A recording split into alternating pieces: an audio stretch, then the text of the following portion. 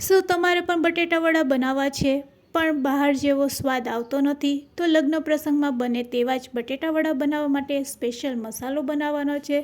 તો સૌથી પહેલાં આપણે બટેટાને મેશ કરી લેશું.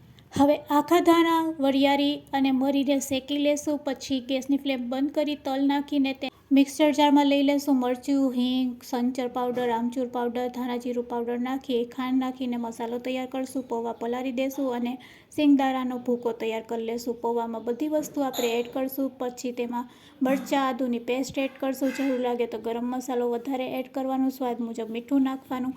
બધી વસ્તુ મિક્સ કરીને તેમાંથી આપણે બોલ્સ બનાવી લઈશું. બોલ્સ બનાવ્યા પછી હવે આપણે ખીરું તૈયાર કરીશું. તેના માટે આપણે ચણાનો લોટ લેશું, તેને ચારી લેશું.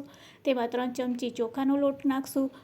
ફક્ત હિંગ અને મીઠું નાખીને આ રીતે થોડુંક પાણી નાખીને સ્મૂથ બેટર તૈયાર કરી લેશું. ગરમ તેલ કરી લેશું અને તેમાંથી 2 ચમચી જેટલું તેલ આપણે એડ કરી 1 પિંચ જેટલી સોડા અને બસ હવે તેમાંથી આપણે આ રીતે બટેટા વડા તૈયાર કરીશું. ગરમ તેલમાં આપણે તેને ફ્રાય કરી લેશું.